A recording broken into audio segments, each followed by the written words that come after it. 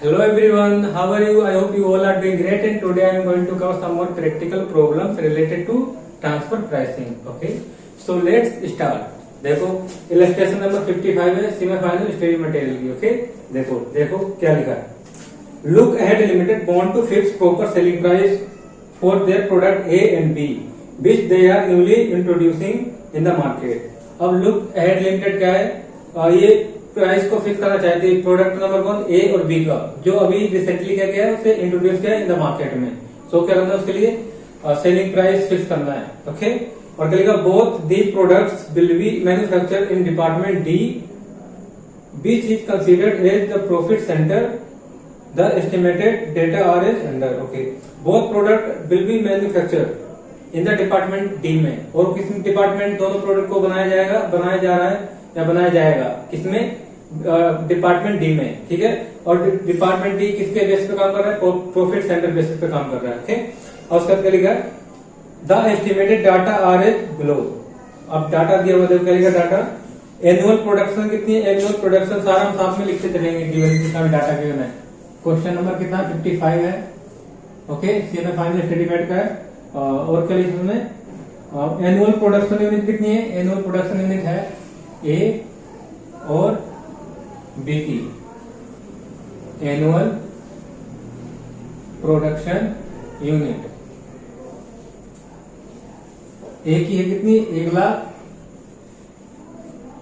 Okay, इसकी कितनी units है? इसकी है 2 लाख यूनिट. अब इसके बाद क्या लिखा है?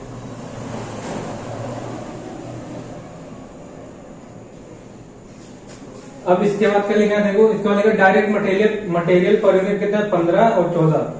डायरेक्ट मटेरियल कितना है? डायरेक्ट मटेरियल है पर यूनिट है, ये पर यूनिट गिवन है. कितना है? ₹15 एंड 14. ओके, अब इसके बाद क्या है? Direct labour per unit. Direct labour भी है पर यूनिट. कितनी है? ₹9 है और ₹6 है.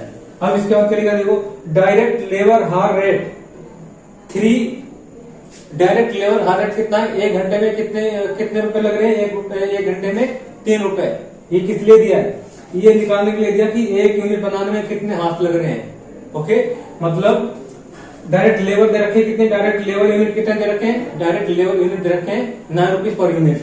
हमेशा निकालना है direct labour hours per unit. Per unit निकालो, कैसे आएगा? एक क्या लिखा? लेबर हार रेट 1 घंटे की कितनी लेबर हार रेट है? 3 रुपए. तो इसमें कितने और कितने रुपए लग रहे हैं 1 यूनिट बनाने में? 9 रुपए. तो कितना आ जाएगा? 3 आवर्स. ओके, और यहाँ पर देखो सेम ऐसे करेंगे. 6 रुपए लग रहे हैं इसकी कॉस्ट है total labour cost per unit. और उसमें कितने लेबर रेट पर आर कितना देता है? 3. और कितना आ जाएगा? 2 आवर्स इसमें लग रहे हैं. ओके, अब इस पे क्या कर सकते हैं? टोटल हार्स कैलकुलेट कर सकते हैं. कैसे? 1,000 कितनी? 1 लाख यूनिट बनाने में कितने? 1 लाख यूनिट बनाते हैं. ओके, और उसमें प्रोडक्ट एक ही 1 लाख यूनिट बनाते हैं. तो उसमें कितने हार्स लग रहे हैं? मतलब प्रोडक्ट ए में 1 यूनिट बनाने में कितने घंटे लग रहे हैं? 3 घंटे. तो 1 लाख हार्स कितने? 1 लाख यूनिट बनाने में कितने हार्स लगेंगे? 1 लाख यूनिट बनाने में कितने हार्स लगेंगे? तो इन दोनों का क्या कर दो? मल्टीप्लाई कर दो. इन दोनों का मल्टीप्लाई कर दो, टोटल हार्स आ जाएगा. टोटल हार्स कितना आ जाएगा? 3 लाख. इसमें लग रहे हैं कितने? 1 लाख प्रोडक्ट ए में 1 लाख यूनिट बनाने के लिए कितने हार्स लग रहे हैं? टोटल हार्स लग रहे हैं 3 lakh hours. Okay, same like इसमें करो. इसमें देखो, इसमें करो. इससे एक प्रोडक्ट बी की 1 यूनिट बनाने में कितनी कॉस्ट लग रही है? 2. 1 यूनिट बनाने में कितने हाथ लग रहे हैं? 2 हाथ. ओके, 2 घंटे. अब वैसे ही 2 लाख यूनिट प्रोड्यूस करोगे तो उसमें कितने घंटे लगेंगे? उसमें लगेंगे, इनका मल्टीप्लाई कर दो तो आ जाएंगे कितने? 4 लाख हार्स. ओके, अब इसके बाद क्या दिया? देखो क्या दिया? देखो the proportion of overhead other than interest chargeable to product are as under. Okay, इसमें और अदर ओवरहेड दे रखे हैं. कौन कौन से? देखो फैक्ट्री ओवरहेड कितना है? 50% फिक्स है और 100% ऑफ बेज.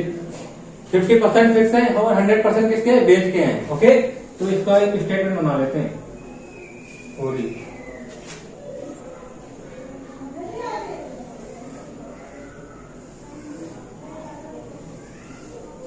देखो कॉस्ट स्टेटमेंट बोल रहे इसे, चाहे कॉस्ट स्टेटमेंट या कॉस्ट सेल भी बोल सकते हैं। ठीक, अब इसमें क्या देखो, डायरेक्ट मटेरियल कितना लग रहा है 15 रुपए, इसमें है 14 रुपीज। और डायरेक्ट लेबर कितने हैं, डायरेक्ट लेबर है 9 रुपीज और ये कितने हैं 6 rupees. Okay, direct material direct labour आ गया। अब इसके बाद अब दोनों को जब प्लस करेंगे तो क्या आता है, दोनों को जब प्लस करेंगे तो आएगा प्राइम कॉस्ट। प्राइम कॉस्ट कितना आएगा, प्राइम कॉस्ट आएगा, इन दोनों का ऐड करोगे तो कितना आएगा 24 आ गया। अब इसमें करोगे तो 20 आएगा। ओके, अब इसमें देखो अब क्या बोला, फैक्ट्री ओवरहेड्स।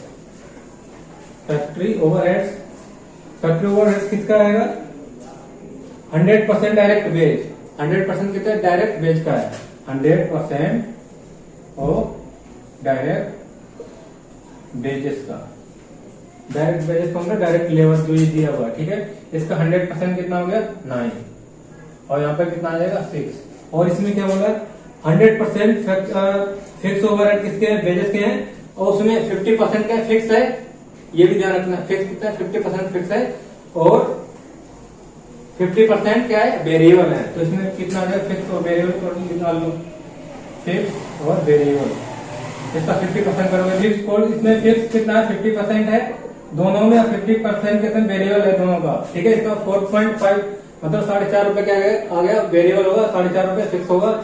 और यहाँ पर कितना होगा वेरिएबल कॉस्ट है, फिक्स कितनी होगी कितनी होगी वेरिएबल कॉस्ट फिक्स होगी 3 रुपीज और 50% का हो जाएगी, उसको रेस्ट बैलेंस हो जाएगी वेरिएबल कॉस्ट। ओके, जो वेरी करती है प्रोडक्ट के साथ। और क्या लिखा है इसमें, और उसके बाद लिखा है डायरेक्ट वेज हो गया एडमिनिस्ट्रेशन ओवरहेड। तो ये आ जाएगा टोटल फैक्ट्री ओवरहेड आ जाएगा कि नहीं आ जाएगा, टोटल फैक्ट्री कोड या total factory code, factory cost,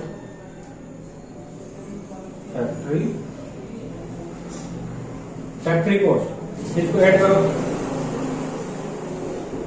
factory cost का याद क्या है, फैक्ट्री कॉस्ट निकालोगे तो कैसा आएगा, इसमें कितना प्लस करोगे 33 आ गया, ये आ गया 26। अब इसके बाद इसमें क्या है ऐड करेंगे, अब ऐड करते हैं एडमिनिस्ट्रेशन ओवरहेड। एडमिनिस्ट्रेशन ओवरहेड क्या लिखा है इसमें, एडमिनिस्ट्रेशन ओवरहेड 100% फिक्स है और 10% कितना फैक्ट्री कॉस्ट का। ये फैक्ट्री कॉस्ट है ना, इसका कितना है 10%। ठीक है, जो 10% है फैक्ट्री कॉस्ट का, तो क्या हो जाएगा कितना ऐड करें 10% ऑफ फैक्ट्री कॉस्ट। तो इसका कितना आएगा 3.3, इसका आएगा 2.6। तो ये क्या आ जाएगा, जब इसमें फैक्ट्री कॉस्ट ऐड कर देंगे, एडमिनिस्ट्रेशन कॉस्ट ऐड कर देंगे फैक्ट्री कॉस्ट में, तो क्या आती है cost of production. Cost of production आ जाएगी, प्लस करो इसमें कितना आएगा देखो 36.33, ये आएगा 28.6। अब इसमें ऐड क्या करते हैं selling and distribution overhead expenses जो भी है इसमें, जो क्या लिखा है इसके बाद लिखा है selling and distribution overhead 50% of variable cost. It means क्या लिखा selling and distribution overhead, selling and distribution overhead जिसमें 50% वेरिएबल है और क्या लिखा 3 एंड 4 रिस्पेक्टिवली। तो इसका मतलब क्या देखो, सेलिंग एंड डिस्ट्रीब्यूशन ओवरहेड कितने, सेलिंग एंड डिस्ट्रीब्यूशन ओवरहेड इसके लिए 3 है, इसके लिए कितने 4 है। ओके, और उसमें से 50% क्या है 50% फिक्स है दोनों में और वेरिएबल कितना है 50% है। अब इसमें सबको देखो वेरिएबल कॉस्ट भी अलग अलग करके बता रखी है ना, तो इसके लिए क्या है अब कुछ ऐसा इसमें क्वेश्चन में है जिससे कि वेरिएबल कॉस्ट हमें अलग कैलकुलेट करनी पड़ेगी, तभी हर चीज अलग अलग डेटा दे रखा है इसमें क्वेश्चन में कि वेरिएबल कॉस्ट इतनी इसमें इन्वॉल्व है, इसमें इन्वॉल्व है। अब चलिएगा कॉस्ट ऑफ प्रोडक्शन में जब सेलिंग एंड डिस्ट्रीब्यूशन ओवरहेड को ऐड करते हैं तो क्या आ जाता है कॉस्ट ऑफ सेल आ जाती है। कॉस्ट ऑफ सेल कितना आ गया 39.3, ये आएगा 32.6 आ गया ना। अब इसके बाद क्या लिखा नेक्स्ट लिखा है the fix capital investment in the department is 50 lakh. Fix investment कितनी है, कैपिटल इन्वेस्टमेंट, फिक्स इन्वेस्टमेंट है इसमें 50 lakh. The working capital required is equivalent to 6 month stock of cost of sale जो कॉस्ट ऑफ सेल है ना आएगी, उसका कितना 6 मंथ का लेना है, 6 मंथ का कॉस्ट ऑफ सेल का 6 मंथ का लेंगे तो क्या आ जाएगी, वर्किंग कैपिटल आएगी। ओके, और इसमें कितनी तरह की फिक्स इन्वेस्टमेंट, मतलब कैपिटल में कितनी इन्वेस्टमेंट रखिए, फिक्स इन्वेस्टमेंट कितनी है, 50 लाख है। देखो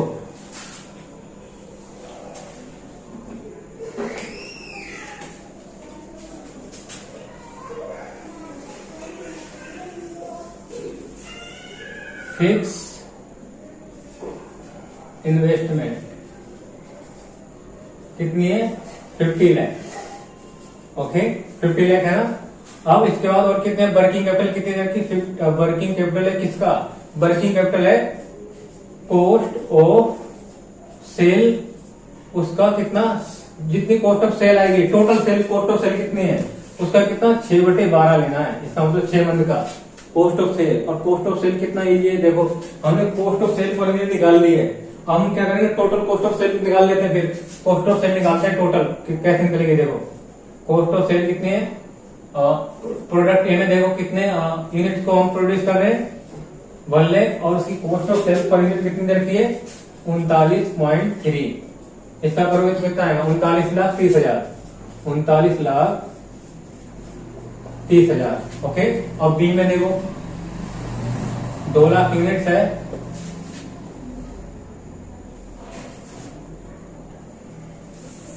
अब बी में देखो क्या है, 2 लाख यूनिट है इसमें, और इसकी cost of goods sale sold कितने पर यूनिट, 32.6। मल्टीप्लाई करो कितना है, देखो 2 लाख इंटू में 32.6, ये आएगा 65,20,000, 65,20,000। अब इसका टोटल कर लोगे तो टोटल, इसका टोटल करो, टोटल क्या आएगा, total cost of sale, total cost of sale कैसा आएगा, 39,30,000 प्लस में 65,20,000, ये आएगा 1,45,00,000, 1,04,45,000, 1,04,50,000 है, 1,04,50,000। ओके, अब इसमें क्या करना है, देखो अब क्या बोला है, जो टोटल प्रोडक्ट ए और प्रोडक्ट बी की COS है, मतलब कॉस्ट ऑफ गुड्स सोल्ड है, उसको 6 मंथ का लेना है। तो 6 मंथ का क्या होगा, वर्किंग कैपिटल मांगा है इसमें, इसका 6 मंथ का कितना जाएगा, 1,04,50,000, इसका 6 मंथ, इसका करो 6 मंथ का, ये कितना आ गया, 52,25,000। ये है वर्किंग कैपिटल, ये निकल गया, ये वर्किंग कैपिटल है, ये 6 मंथ लेना है। Total cost of goods sold product A और प्रोडक्ट बी का, ये बोला इसमें, ठीक है। और उसका नेक्स्ट देखो, नेक्स्ट क्या लिखा है इसमें, नेक्स्ट लिखा है for this project term loan amounting कितना है, term loan amounting 40 lakh has been obtained from financial institution, और एट द रेट इंटरेस्ट कितना है, 14% पर एनम। टर्म लोन का मतलब जो फिक्स इन्वेस्टमेंट है उसका, उसमें टोटल कितना लग रहा है, 50 लाख लग रहा है, और उसका 50 लाख का 40 लाख का क्या लिया, टर्म लोन लिया है। इसका देखो 40 लाख क्या है, एट द रेट 14% पर लिया लोन, और ये क्या है, इसका मतलब है जो 10 लाख है, ये इसका लोन लिया ही नहीं है, तो लोन लिया नहीं, इसका कंपनी के पास पैसे होंगे इतने। ओके, अब उसके बाद देखो क्या लिखा है, उसके बाद लिखा है 50% of working capital needs meet by bank borrowing carrying interest at the rate 18% per annum. The department is expected to given a rate of क्या return of 20% of capital employed. अब क्या लिखा, पहले वर्किंग कैपिटल देखो क्या लिखा, 50% of working capital, 50% of working capital are meet by the bank borrowing. Working capital कितनी है, उसकी 50%, जितनी भी वर्किंग कैपिटल आई है इसका 50% क्या है, ये लोन लिया है। इसका लोन कितने और कितने में लिया, 18% में, 52,25,000 का 50% करोगे तो कितना आएगा, 26,12,500, 26,12,500 एट द रेट 18%। और ये लोन फ्री है, 26,12,500, मतलब ये लोन लिया है। ओके, इसमें कोई इंटरेस्ट नहीं लगेगा, no interest. Okay, fix investment में 40 लाख का लोन लिया है एट द रेट 14% पर, और वर्किंग कैपिटल पे कितना लिया है, वर्किंग कैपिटल का 50% मतलब 26,12,500 एट द रेट 18% पर। ओके, और उसके बाद क्या लिखा, the department is expected to give a return of ₹20 of capital employed, और जो कैपिटल एम्प्लॉयड है उसका कितना 50% क्या है, उसका 50% रिटर्न एक्सपेक्ट कर रहा है। ओके, एक्सपेक्ट कितना कर रहा है department, 20% return on capital employed का। ओके, और अब देखो कैपिटल एम्प्लॉयड कैसे निकलती है, कैपिटल एम्प्लॉयड निकलती है फिक्स इन्वेस्टमेंट, उसमें प्लस कर देते हैं क्या वर्किंग कैपिटल, तो क्या आ जाएगा कैपिटल एम्प्लॉयड आ जाएगा। ओके, कैपिटल एम्प्लॉयड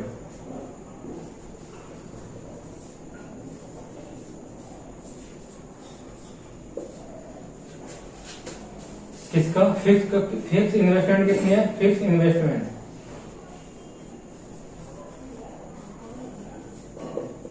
50 लाख,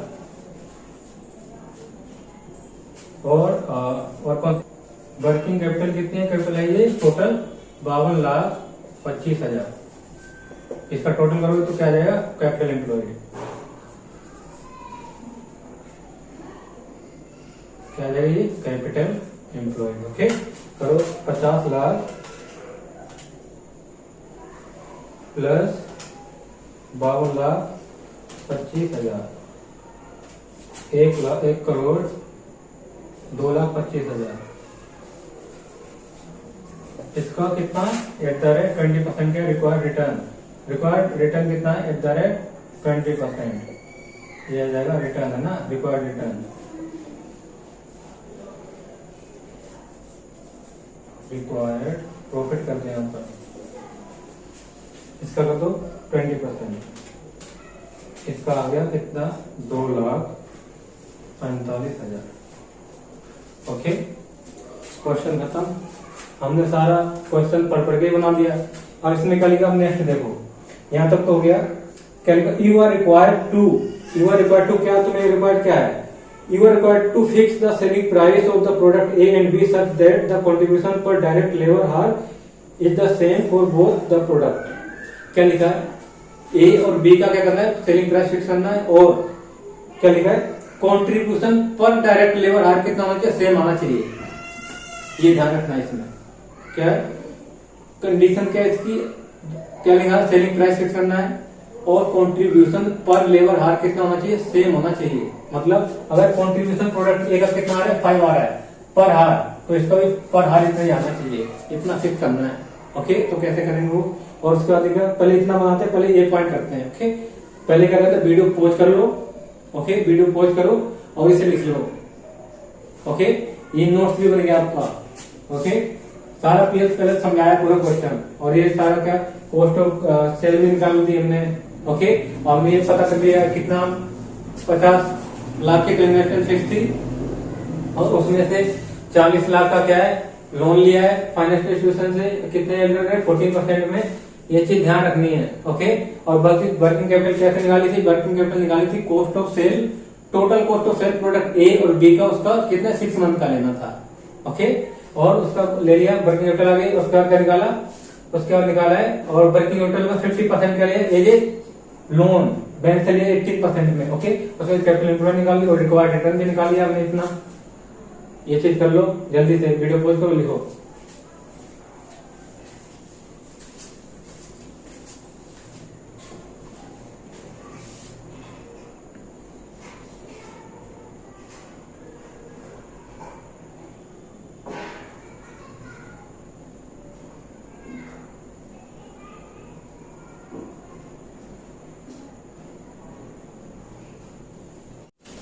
अब क्या करेंगे, अब कंट्रीब्यूशन पर लेबर हार निकालना है। ओके, क्या करना है, कैलकुलेट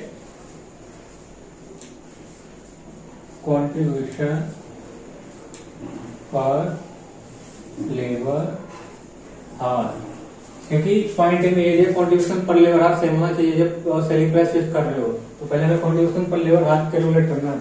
कैसे करेंगे देखो,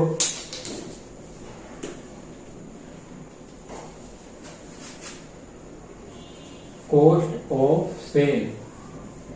सेल कितनी दे रखी है, देखो कॉस्ट ऑफ सेल हमने कितनी निकाली थी, कॉस्ट ऑफ सेल निकाली थी हमने, देखो मैंने भी लिख लिया है साइड में पेंसिल से। कॉस्ट ऑफ सेल देखो कितनी है, कॉस्ट ऑफ सेल है, टोटल कॉस्ट ऑफ सेल लेनी है, टोटल कॉस्ट ऑफ सेल है 1,04,50,000। तो कितना है यहाँ पर 1,04,50,000। ओके, तो ध्यान से देखना। अब इसमें क्या ऐड करेंगे, इसमें आप ऐड करो रिक्वायर्ड प्रॉफिट। जो कैपिटल प्रोडक्ट निकाला था कितना निकला था, 20% निकाला था कैपिटल एम्प्लॉयड का। कितना निकला था देखो 20,45,000, 20,45,000। ओके, अब जब इन दोनों को ऐड कर दोगे कॉस्ट ऑफ सेल, जब कॉस्ट ऑफ सेल में क्या कर देते हैं प्रॉफिट को ऐड कर देते तो क्या निकल जाता है सेल। तो क्या आ गई, सेल आ गई। ओके, सेल जो कितना है 1,04,50,000। तो सेल कितनी है 1,24,95,000। ओके, अब क्या है, जब सेल में से क्या माइनस कर देते हैं वेरिएबल कॉस्ट। जब वेरिएबल कॉस्ट माइनस करते हैं, वेरिएबल कॉस्ट माइनस करोगे तो क्या आएगा, कॉन्ट्रीब्यूशन आता है कि नहीं आता। तो अब वेरिएबल कॉस्ट हमें कैलकुलेट करनी पड़ेगी। ओके, तो मैंने क्योंकि वेरिएबल कॉस्ट कैलकुलेट की नहीं, तो वेरिएबल कॉस्ट कैलकुलेट करते हैं दोनों की, ए की भी और बी की भी। क्या है calculation of variable cost. Okay, ये सब नोट्स बनेंगे आपके वेरिएबल कॉस्ट। अब देखो मटेरियल कॉस्ट तो ऑलवेज वेरिएबल कॉस्ट ही होती है ना।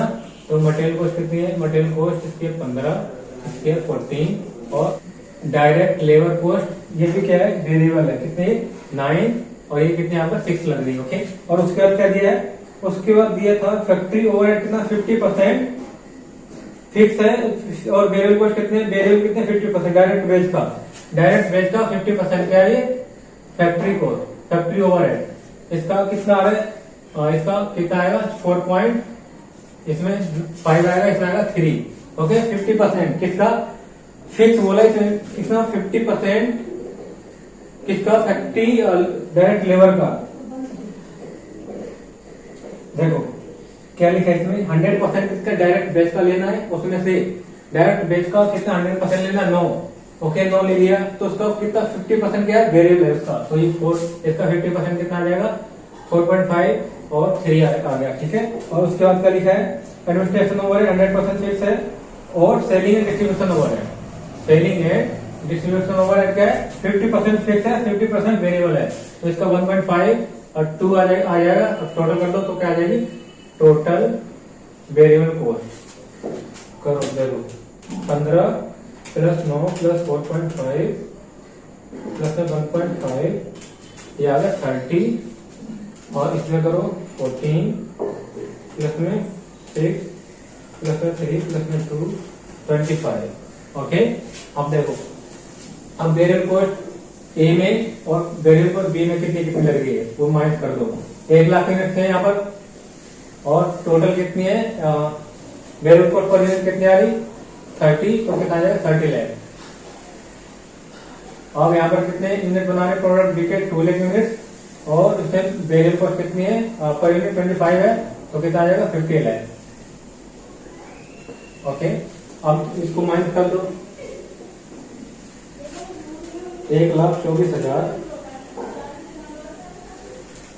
1,24,95,000 माइनस में 80 लाख 1,24,95,000 माइनस में 80 लाख कितना आ गया 44,95,000। 44,95,000 क्या है, ये है कंट्रीब्यूशन। और जब हम क्या लगा रहे थे लेबर आर पर यूनिट कितने लग रहे थे, प्रोडक्ट ए में लग रहे थे कितने 3 और प्रोडक्ट बी में कितने लग रहे थे 2 लग रहे थे। ठीक, अब यहाँ पर क्या करना है तो देखो टोटल लेबर हाफ से क्या करना है, इसको डिवाइड करना है। डिवाइड करना किससे, divide total labour hours. Product ए में कितने यूनिट प्रोड्यूस कर रहे हैं 1 लाख और उसमें एक यूनिट बनाने में कितने घंटे लग रहे थे 3, कैलकुलेट किया था ना वर्किंग नोट में देखना। और प्लस करोगे और 2 लाख यूनिट बनाने में कितने घंटे लग रहे हैं, एक यूनिट बनाने में 2 घंटे और 2 लाख में कितना जाएगा क्या कर दो प्लस कर दो तो कितना गई 4 लाख 4 3 7 लाख 7 लाख डिवाइड करना है। ओके, डिवीजन करना है इनका। तो लेबर क्या आ जाएगी, कंट्रीब्यूशन पर लेबर हार आ जाएगा। डिवाइड करो 7 लाख से, तो क्या आ गया 6.42 कंट्रीब्यूशन पर लेबर हार। ओके, कंट्रीब्यूशन पर लेबर हार कितना 6.42। ओके, अब आ गया कंट्रीब्यूशन। अब किसमें निकालते हैं, कंट्रीब्यूशन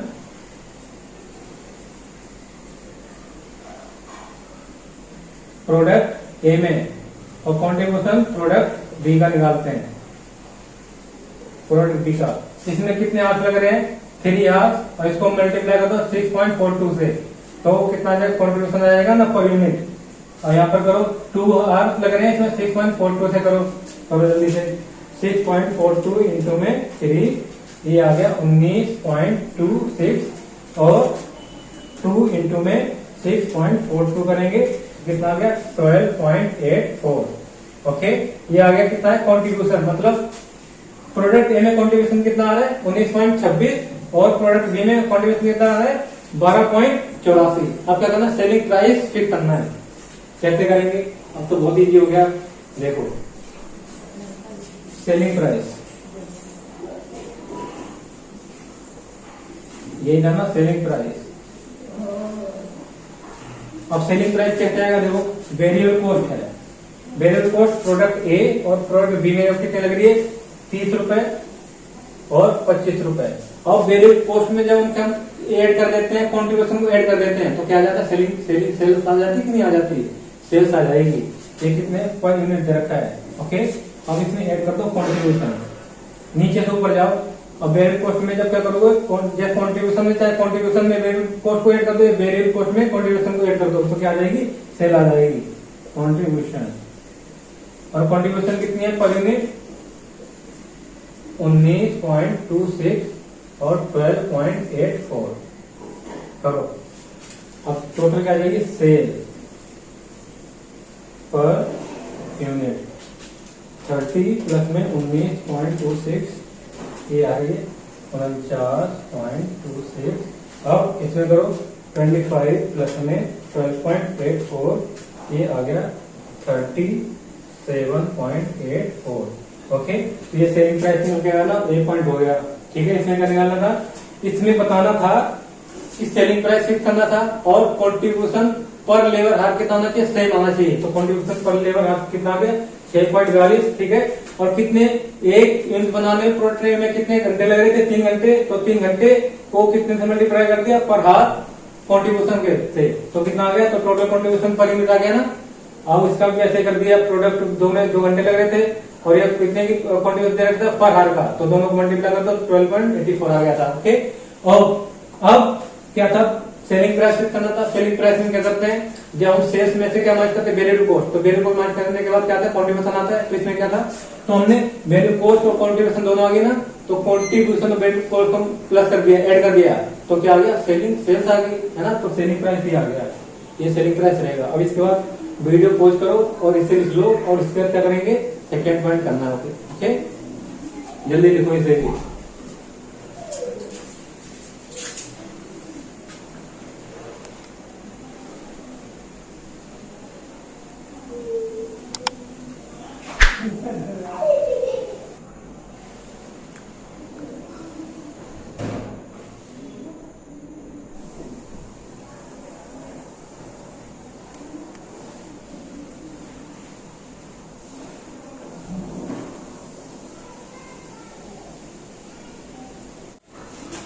नाउ अब क्या लिखा है, देखो सेकेंड पॉइंट में क्या लिखा, prepare a statement showing a detail the overall profit that would made by the department. ऐसे क्या प्रॉफिट स्टेटमेंट बनानी है। ओके, आप देखो उसमें ओवरऑल प्रॉफिट बताना डिपार्टमेंट में कितना हो रहा है।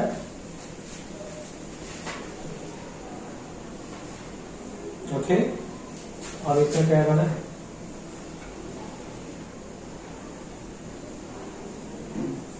Profit statement.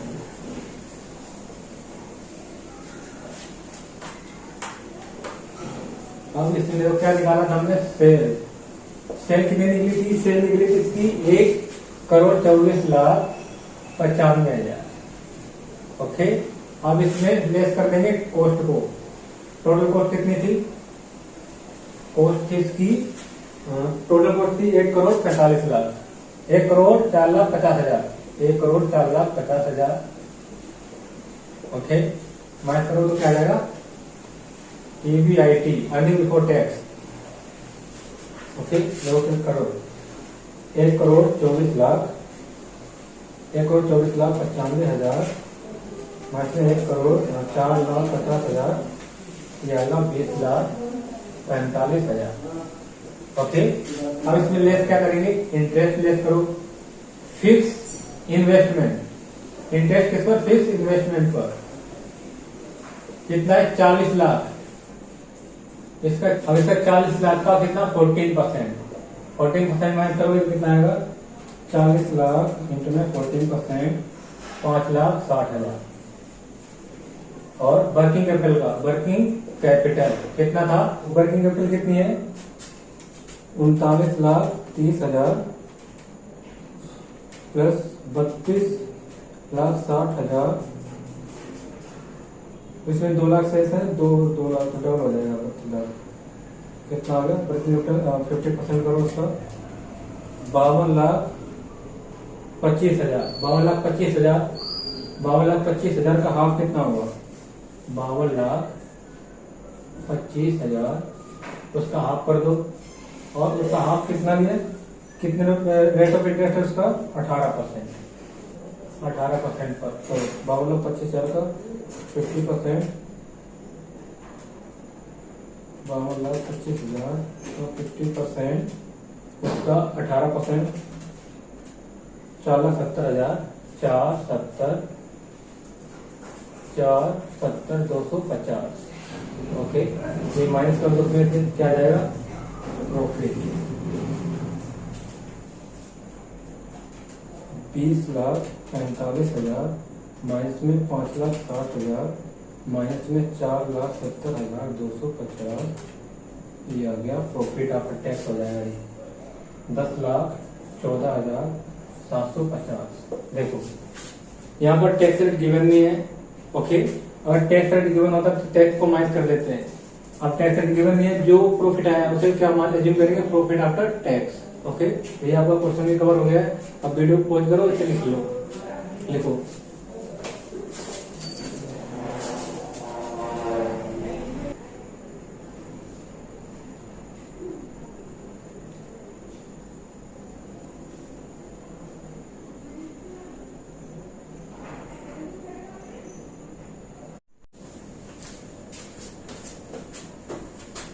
नाउ अब इलस्ट्रेशन नंबर 51 करेंगे सेम फाइनल स्टडी मटेरियल का। ओके, क्वेश्चन नंबर है 51। ओके, लिख लो, क्वेश्चन नंबर 51 है सेम फाइनल स्टडी मेट का। ये 55 की तरह है। ओके, सो देखो क्या लिखा है इसमें, बस कुछ लिटिल चेंजेस है इसमें और कुछ नहीं। क्या लिखा? PH limited manufacture and sell to product namely BXE and DXE. PH limited है, 2 प्रोडक्ट मैन्युफैक्चर करते हैं, उसे सेल भी करती है। बीएक्सी है नाम है, क्या नाम है? DXE. The company investment in fix capital, fix capital में कितनी इन्वेस्टमेंट है उसकी? 2 लाख की। 2 लाख की। देखो फिक्स इन्वेस्टमेंट कितनी है? फिक्स इन्वेस्टमेंट है 2 लाख की। ओके, अब उसके बाद क्या लिखा है?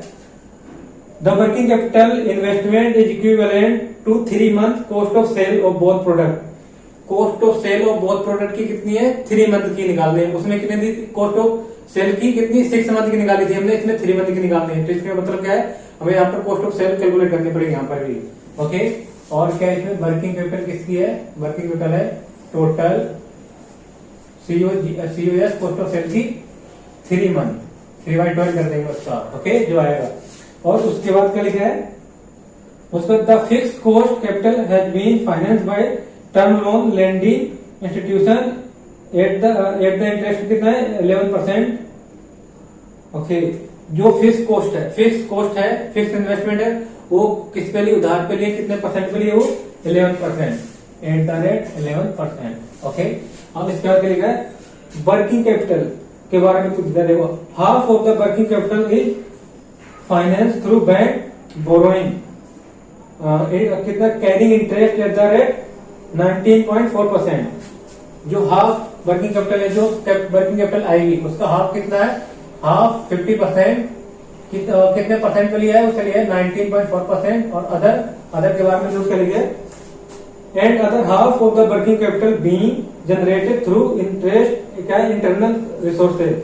जो अदर 50% है वो इंटरनल रिसोर्सेज से जनरेट किया है। ओके, तो अदर 50% का है, उस पर कोई इंटरेस्ट रेट नहीं आएगा। ओके, क्योंकि वो इंटरनल सोर्स से जनरेट कर लिया है। ओके, अब इसके बाद क्या लिखा है, the operating data anticipated for 2016-17 is as under, क्या लिखा है, product BXE and product DXE. Production per annum दिया हुआ है, प्रोडक्शन पर एनम कितना है दोनों का, पर प्रोडक्ट बीएक्सी का है 5000, प्रोडक्ट डीएक्सी का है 10000। और मटेरियल कॉस्ट यहाँ पर साथ में कॉस्ट ऑफ, क्या लिखते हैं, कॉस्ट ऑफ सेल भी निकाल लेते हैं अभी साथ ही में। ठीक है, जैसे पढ़ते जाएंगे और पढ़ते पढ़ते हम अपना कॉस्ट ऑफ सेल भी कैलकुलेट कर लेंगे, कॉस्ट ऑफ सेल। और कॉस्ट ऑफ सेल के निकालने इसके लिए, वर्किंग कैपिटल के लिए।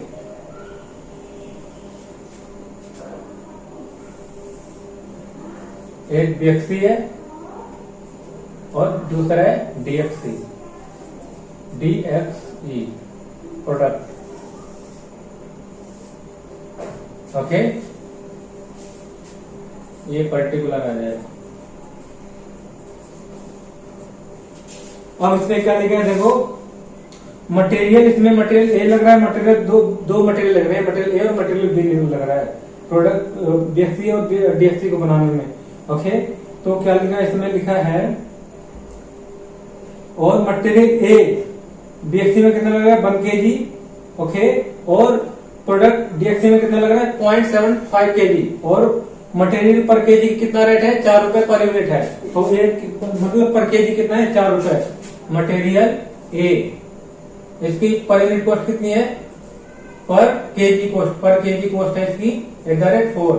और यहाँ पर यूनिट कितना लग रहे हैं, इसमें लग रहे हैं 1 kg लग रहा है, 1 kg। और इसको 4 से मल्टीप्लाई कर दो तो 4 आएगा। और यहाँ पर कितना 0.75 kg, और इसको 4 से मल्टीप्लाई करोगे तो कितना आएगा, 3 आ जाएगा। ओके, और उसके बाद क्या दिया है, मटेरियल बी भी लग रहा है, मटेरियल बी कितना लग रहा है, इसका मटेरियल बी का कॉस्ट कितना पर केजी है, 2 रुपए पर केजी दिया हुआ है, और दोनों में 1 केजी लग रहा है। 2 रुपए पर केजी दिया है, 2 पर केजी, और दोनों में 1 केजी लग रहा है, तो सीधा 2 और 2। ओके, और इसके बाद क्या दिया है, डायरेक्ट लेबर हार्स दिए हैं। यहाँ पर डायरेक्ट लेबर हार्स कितना लग रहे हैं, 1 यूनिट प्रोड्यूस करने में लग रहे हैं बीएक्सी में 5 हार्स, और डीएक्सी में कितने हार्स लग रहे हैं, 3 हार्स। और लिखा डायरेक्ट वेज रेट पर हार, और डायरेक्ट वेज रेट पर हार भी दिया हुआ है। तो क्या आ जाएगा, डायरेक्ट लेबर और डायरेक्ट वेज हार कितना दिया, वेज हार्स दिया है इसमें। पहले कितने घंटे लग रहे हैं, 5 घंटे लग रहे हैं, और उसका 3, तो यहीं पर कर लेते हैं ना, 5 घंटे 5 हार्स लग रहे हैं, और कितना रेट कितना है, 3। ओके, तो 3 हार्स पर हार में 3 रुपीस लग रहे हैं, 3 हार रेट दिया हुआ है। ओके, तो इसको इन दोनों को मल्टीप्लाई करो कितना आएगा, 15। और इसमें क्या है, इसमें कितने हार्स लग रहे हैं, 1 यूनिट प्रोड्यूस करने में 3 हार्स, और रेट पर हार कितना 3 है, तो कितना आ जाएगा, 9 रुपीज। ओके, ये क्या आ जाएगा। अब इसके बाद देखो, अब जब इन दोनों को, इनको क्या कर देंगे प्लस, तो क्या आएगा, प्राइम कॉस्ट। प्राइम कॉस्ट दो कितनी है, 6, 4 + 2 + 15, यह 21, और इसकी करो 15, 14। ओके, अब 14 आ गई। अब इसमें क्या करेंगे, ऐड करेंगे फैक्ट्री कॉस्ट। फैक्ट्री कॉस्ट देखो, इसमें लिखा है ना, देखो सब कुछ दिया हुआ। Factory overhead are recover 50% of direct wages. Direct wages का 50%, जो डायरेक्ट वेजेस है उसका 50% निकालो, कितना 50% ऑफ डायरेक्ट वेजेस। ये डायरेक्ट वेजेस है ना, तो कितना आ जाएगा इसका 50%, 7.5। इसका कितना आएगा 4.5। ओके, तो ये क्या आ जाएगा, फैक्ट्री ओवरहेड है ना, फैक्ट्री ओवरहेड है ये, फैक्ट्री ओवरहेड। और इसमें क्या आ जाएगा, फैक्ट्री कॉस्ट। फैक्ट्री कॉस्ट आ जाएगी, इसको जब प्लस करेंगे तो क्या आ जाएगी, फैक्ट्री कॉस्ट आ जाएगी। तो करो कॉस्ट को प्लस, तो 28.5 28.5, इसमें करोगे तो 18.5। ओके, 28.5 और 18.5 क्या लिखा है? Factory overhead are recovered 50% of direct wages. 5 से 15, ठीक है, 28.5 आ गए और इसका 18.5 ही आएगा।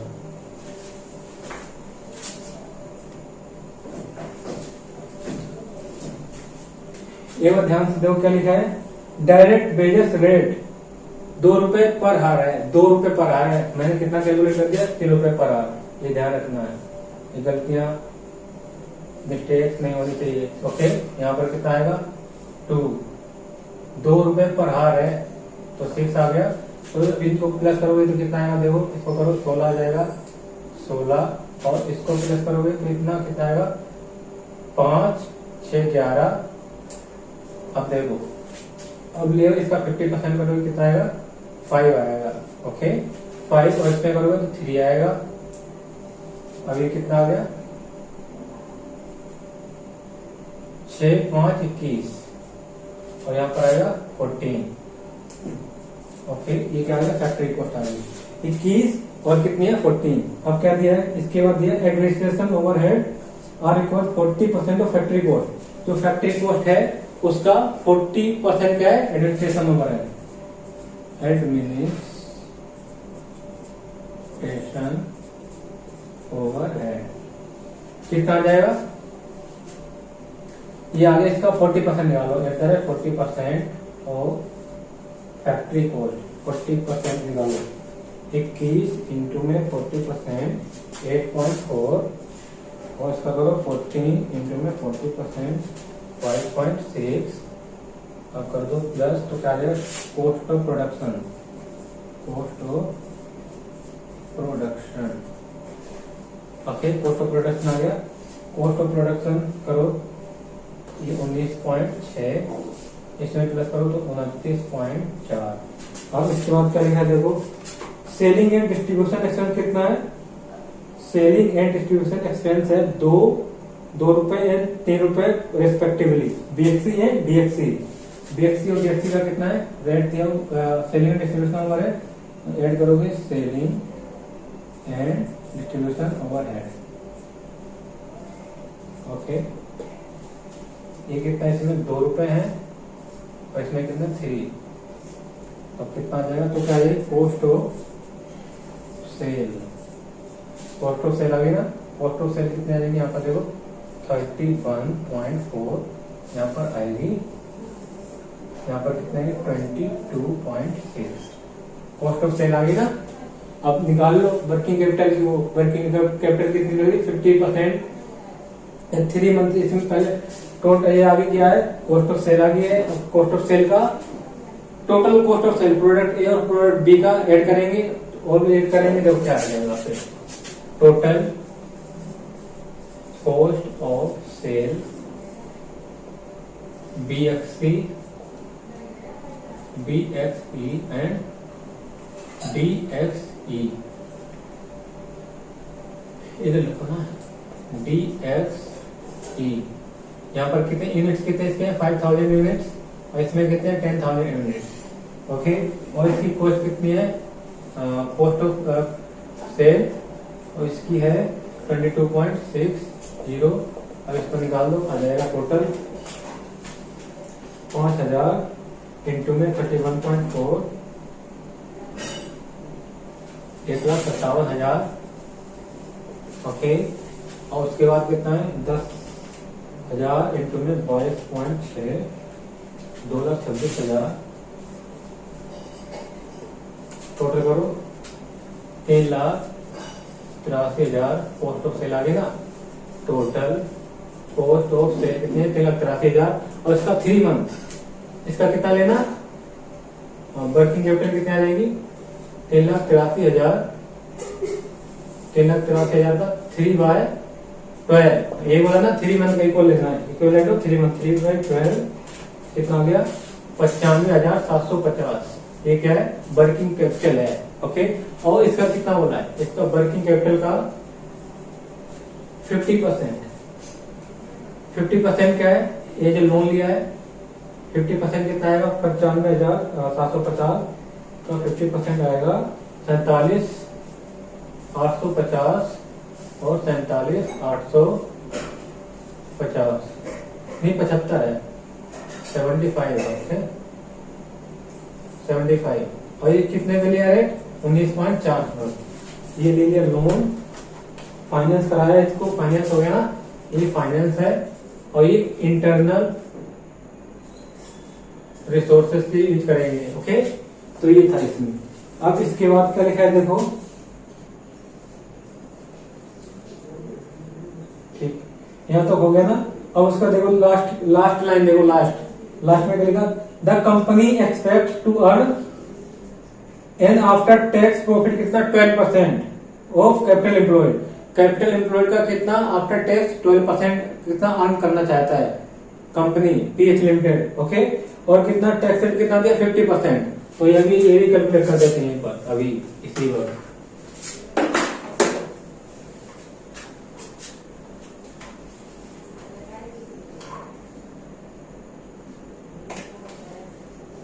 देखो कैपिटल एम्प्लॉयड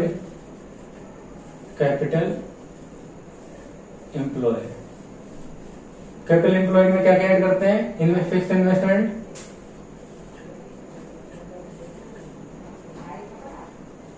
कितनी है 2 लाख, ये थी ना। और इसमें ऐड करेंगे वर्किंग कैपिटल। वर्किंग कैपिटल कितनी है टोटल 95,750। तो कितनी हुई टोटल है 2,95,750। कैपिटल एम्प्लॉयड आ गई ना, ये कैपिटल एम्प्लॉयड आ गई। फिक्स इन्वेस्टमेंट और उसमें वर्किंग कैपिटल को प्लस करेंगे तो कैपिटल एम्प्लॉयड आ जाएगी, ठीक है। अब क्या बोला है 12% इसका अर्न करना चाहता है आफ्टर टैक्स बोला है। तो आफ्टर टैक्स कितना है 12%, तो बिफोर टैक्स निकालोगे तो कितना आ जाएगा 20%, 24% होगा आफ्टर टैक्स, क्योंकि टैक्स रेट कितना दिया 50% है।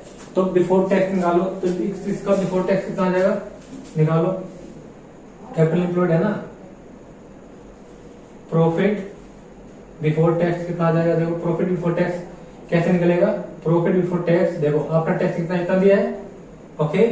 और ऊपर कितना है, सीधा क्या कर दो, देखो 1 माइनस में टैक्स रेट कितना है 0.5 डिवाइड करोगे तो आ जाएगा 25%, 24% आ जाएगा। 24% आ गया, इसका 24% निकालो कितना है बिफोर टैक्स आ जाएगा, ये 2,95,750, 2,95,750। इसका 24% निकालोगे तो कितना आ गया, इसका आ गया 70,980, ओके। ये क्या है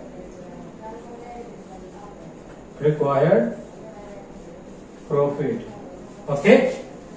अब वीडियो पॉज करो, पहले से इतना लिख लो, अभी पहले जल्दी लिखो।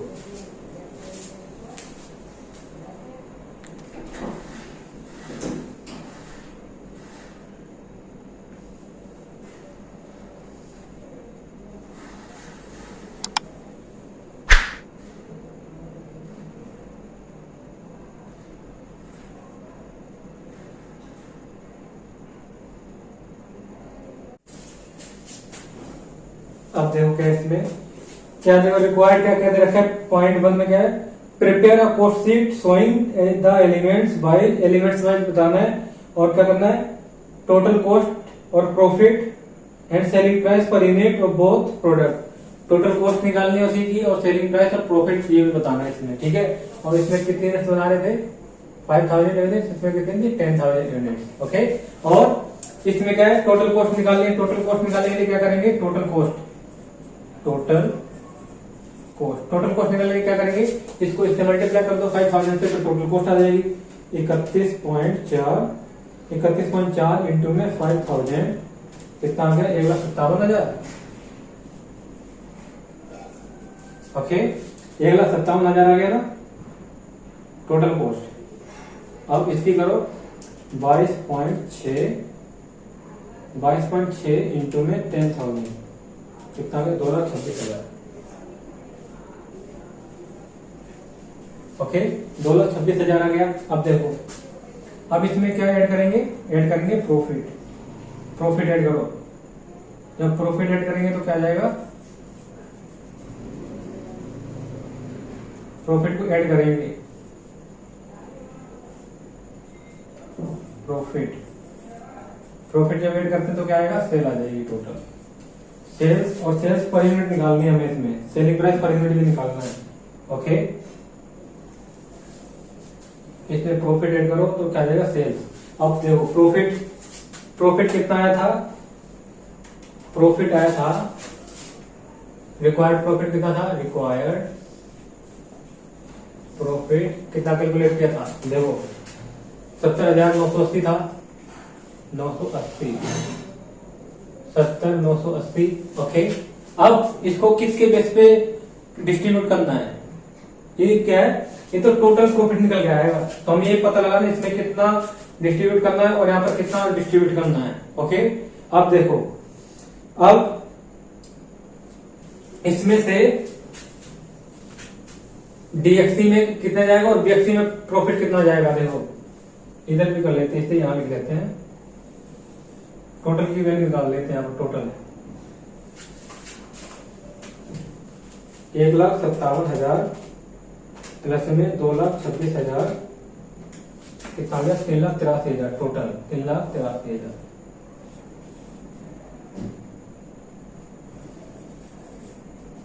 और देखो आप प्रॉपर कॉस्ट शीट बनाओगे। ओके, मैं तुम्हें सिर्फ समझा रहा हूँ, क्वेश्चन करवा रहा हूँ। ओके, लेकिन तुम्हें क्या करना, प्रॉपर बनाना है, एलिमेंट वाइज, मतलब एलिमेंट वाइज इसके एलिमेंट पर यूनिट भी निकाल रखने हैं और उसके बाद टोटल इसके कितनी आ रही है, टोटल कॉस्ट, टोटल भी कैलकुलेट करते जाना है। साथ में 4 कॉलम बनेंगे उसमें, ठीक है, एक में पर यूनिट का बनेगा, इसमें टोटल का बनेगा, और डीएक्सी में भी ऐसे बनेगा, एक पर यूनिट का बनेगा, एक टोटल कॉस्ट का बनेगा। ठीक है, तो कुछ नहीं करना, जो ये निकाला था ना, इसको क्या करना है, 5,000 से मल्टीप्लाई करते जाओ और रेट करते जाओ, निकल जाएगा।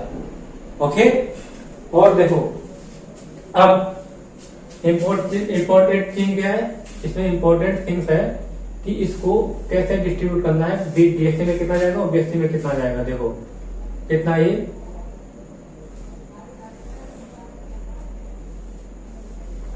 फिक्स इन्वेस्टमेंट में कितना कंसीडर करेंगे और वर्किंग कैपिटल में कितना कंसीडर करेंगे, प्रॉफिट को कैसे करेंगे, ये इसके रेशियो निकालेंगे। किसका रेशियो, फिक्स इन्वेस्टमेंट और वर्किंग कैपिटल के इन्वेस्टमेंट के बेसिस पर अप्रोक्सीमेट करेंगे दोनों में। ओके, अब देखो कैसे करेंगे इसे, टोटल कितना है, ये 70,980 है।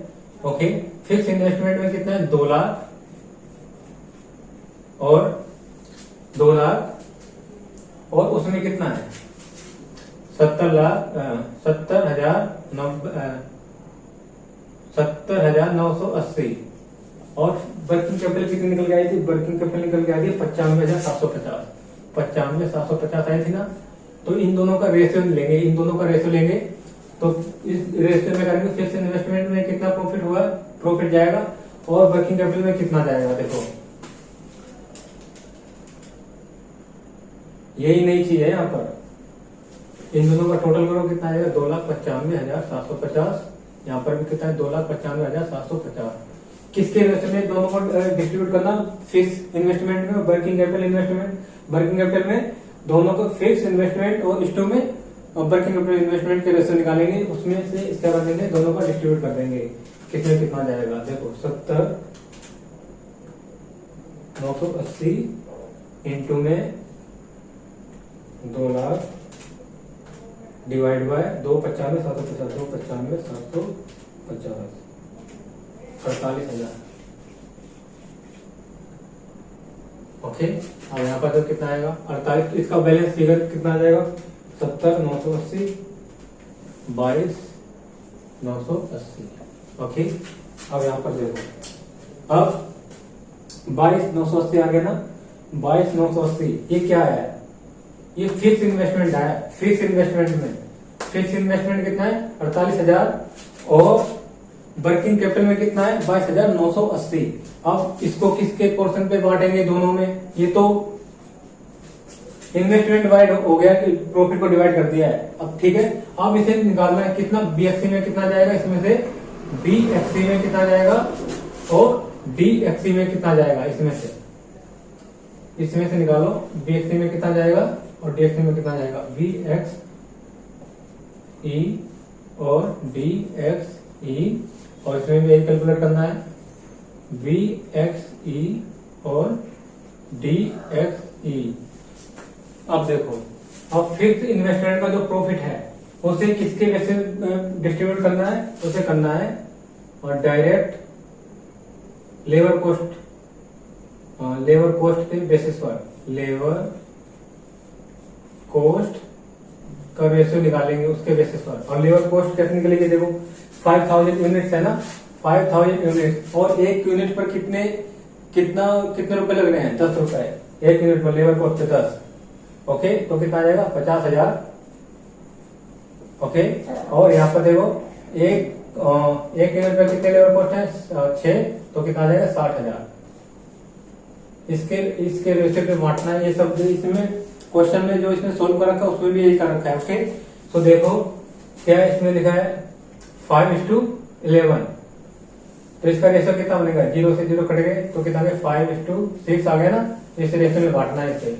BSC में कितना जाएगा, देखो 48,000, इसका जाएगा कितना 48 का 5/6, और इसमें जाएगा 48,000 का 6/11, 11 आएगा यहाँ पर, 11 टोटल।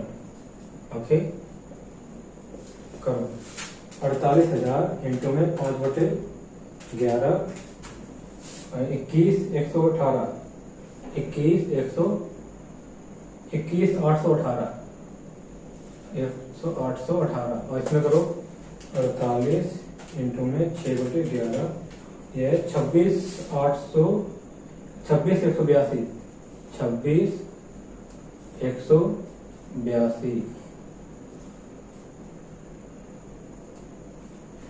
और इसे देखो, इसके रेशियो में बांटना है। जो वर्किंग कैपिटल का जो प्रॉफिट है उसे किसके रेशियो में बांटना है, कॉस्ट के रेशियो में। जो टोटल कॉस्ट है उसका रेशियो निकालो, उसके रेशियो पे बांटना है इसे। यही इसमें लिखा है, इसमें नई चीज 55 में, और इसमें क्या है, यही फर्क है, बाकी क्या सारा सेम था, तो यहीं पर ध्यान लगाना है। अब इसमें देखो क्या है 22,980, और इसमें टोटल फिक्स कॉस्ट कितनी है, टोटल कॉस्ट कितनी फिक्स कॉस्ट है, टोटल कॉस्ट है 1,57,000 अपन में इन दोनों को प्लस करो तो कितना था, 3,83,000। ठीक है, 22,980 इंटू में 1,57,000 डिवाइड में 3,83,000, ये आएगा 9420। ओके, अब जिसका बैलेंस आएगा, इसका बैलेंस यहां पर आ जाएगा 22,980, 13,560। ओके, 13,560। अब देखो क्या करना है, अब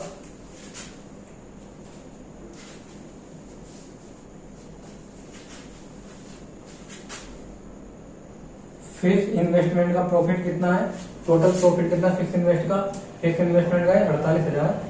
उसमें से इसमें कितना जा रहा है, इसमें जा रहा है 21,000। देखो उसमें से इसमें से कितना ट्रांसफर जा रहा है, BSC में कितना जा रहा है, BSC में जा रहा है 21,818, और इसमें कितना है, इसमें 26,182।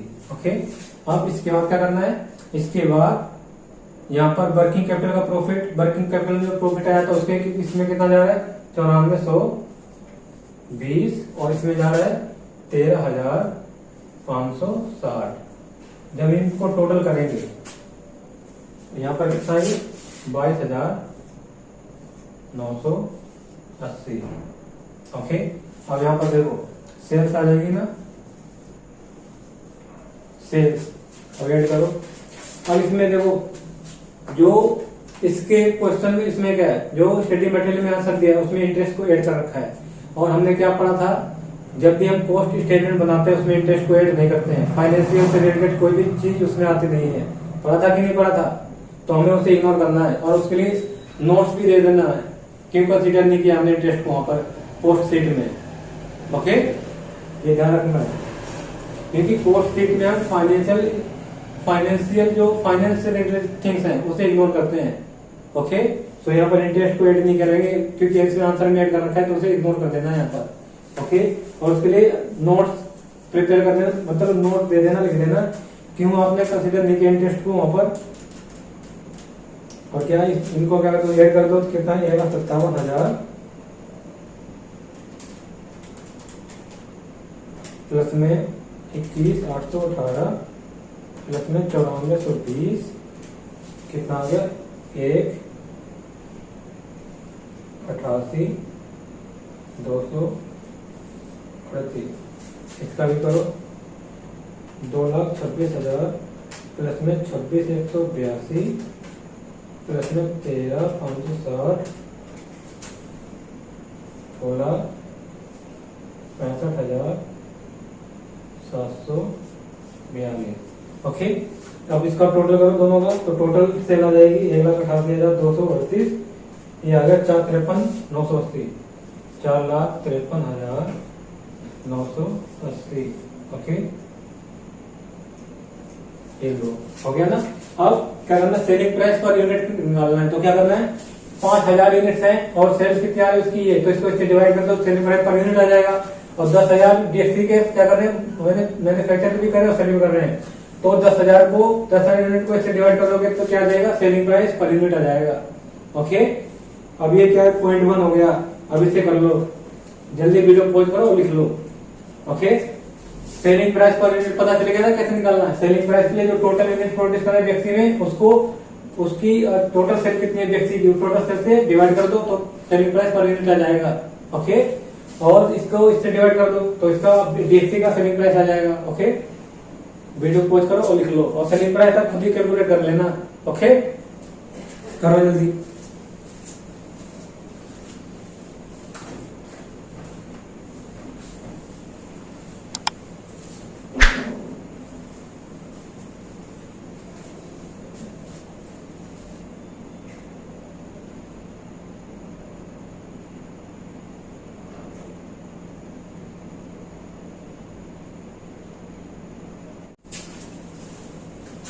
नाउ अब सेकेंड पॉइंट में देखो क्या लिखा है। सेकेंड पॉइंट में लिखा है, देखो कहा गया 51, ये है क्या लिखा है, prepare a statement showing net profit of the company after tax.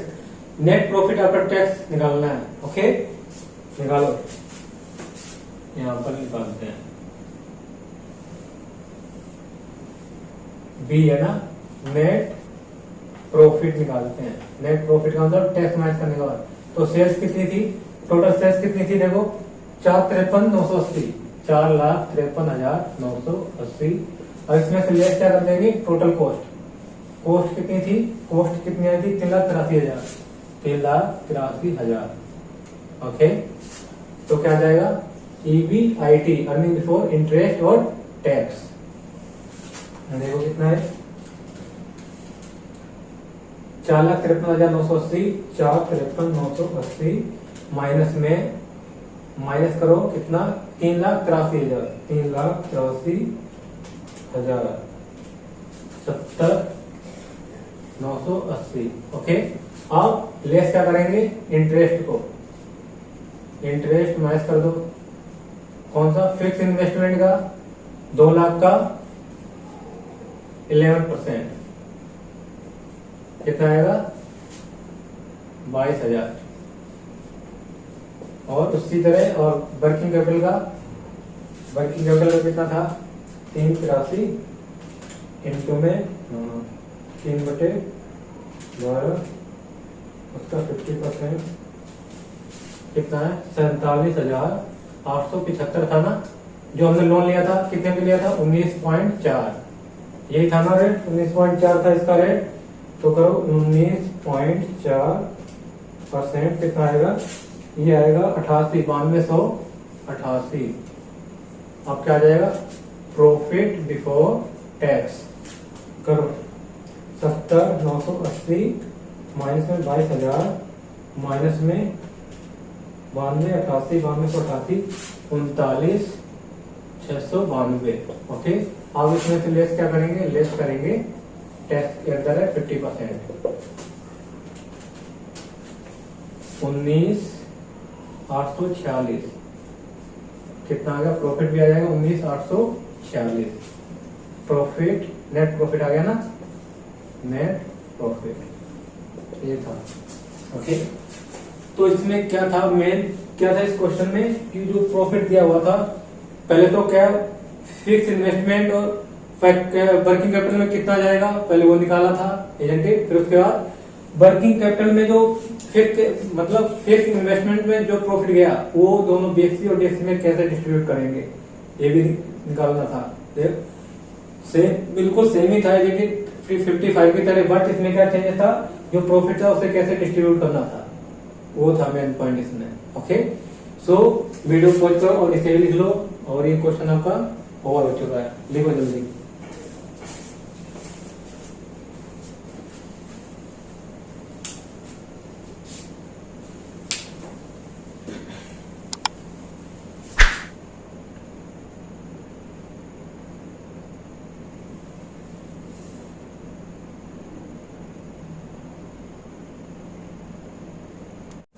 So, I think it is enough for today. In next class, I will cover some more practical problems related to transfer pricing.